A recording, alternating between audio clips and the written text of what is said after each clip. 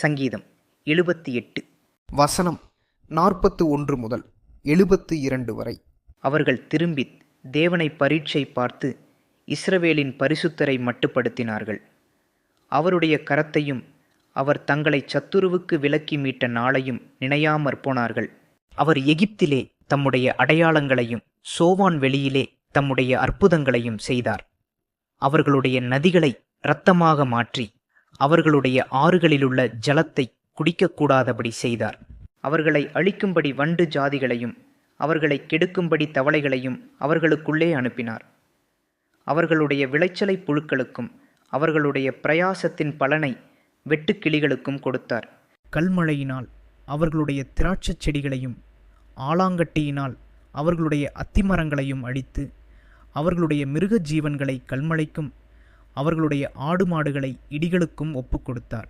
தமது உக்கிரமான கோபத்தையும் மூர்க்கத்தையும் சினத்தையும் உபத்திரவத்தையும் தீங்கு செய்யும் தூதர்களையும் அவர்களுக்குள்ளே அனுப்பினார்.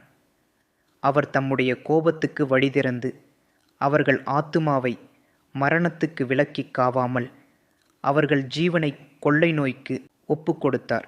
எகிப்திலே தலைச்சன்கள் அனைத்தையும் காமின் கூடாரங்களிலே அவர்களுடைய பெலனில் முதற்பலனான யாவரையும் அழித்து தம்முடைய ஜனங்களை ஆடுகளைப் போல் புறப்பட பண்ணி அவர்களை வனாந்தரத்திலே மந்தையைப் போல் கூட்டிக் கொண்டு போய் அவர்கள் பயப்படாதபடிக்கு அவர்களை பத்திரமாய் வழிநடத்தினார். அவர்கள் சத்துருக்களை கடல் மூடி போட்டது. அவர்களை தமது பரிசுத்த ஸ்தலத்தின் எல்லை வரைக்கும் தமது வலதுகரம் சம்பாதித்த இந்த பர்வத மட்டுக்கும் அழைத்து கொண்டு வந்து அவர்கள் முகத்திற்கு முன்பாக ஜாதிகளை துரத்திவிட்டு தேசத்தை நூல் போட்டு பங்கிட்டு அவர்களுடைய கூடாரங்களில் இஸ்ரவேலின் கோத்திரங்களை குடியேற்றினார். ஆனாலும் அவர்கள் உன்னதமான தேவனை பரீட்சை பார்த்து அவருக்கு கோபம் மூட்டி அவருடைய சாட்சிகளை கைக்கொள்ளாமற் போய் தங்கள் பிதாக்களைப் போல வழிவிலகி துரோகம் பண்ணி மோசம் போக்கும் வில்லை போல் துவண்டு தங்கள் மேடைகளினால் அவருக்கு கோபம் மூட்டி தங்கள் விக்கிரகங்களினால் எரிச்சல் உண்டாக்கினார்கள்.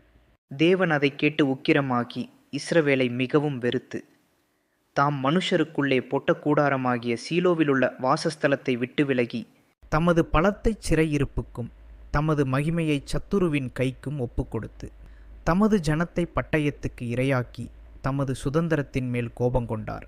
அவர்கள் வாலிபரை அக்கினி பட்சித்தது. அவர்கள் கன்னியாஸ்திரிகள் வாழ்க்கைப்படாதிருந்தார்கள். அவர்களுடைய ஆசாரியர்கள் பட்டயத்தால் விழுந்தார்கள். அவர்களுடைய விதவைகள் அளவில்லை. அப்பொழுது ஆண்டவர் நித்திரை தெளிந்தவனைப் போலவும் திராட்சரசத்தால் கெம்பீரிக்கிற பராக்கிரமசாலியைப் போலவும் விழித்து தம்முடைய சத்துருக்களை பின்புறமாக அடித்து அவர்களுக்கு நித்திய நிந்தையை வரப்பண்ணினார். அவர் யோசேப்பின் கூடாரத்தை புறக்கணித்தார். எப்பிராயீம் கோத்திரத்தை அவர் தெரிந்து கொள்ளாமல் யூதா கோத்திரத்தையும் தமக்கு பிரியமான சீயோன் பர்வதத்தையும் தெரிந்து கொண்டார். தம்முடைய பரிசுத்த ஸ்தலத்தை மலைகளைப் போலவும் என்றைக்கும் நிற்கும்படி தாம் அஸ்திபாரப்படுத்தின பூமியைப் போலவும் கட்டினார்.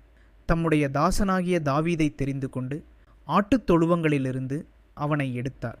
கரவலாடுகளின் பின்னாகத் திரிந்த அவனை தம்முடைய ஜனமாகிய யாக்கோபையும் தம்முடைய சுதந்திரமாகிய இஸ்ரவேலையும் மேய்ப்பதற்காக அழைத்து கொண்டு வந்தார்.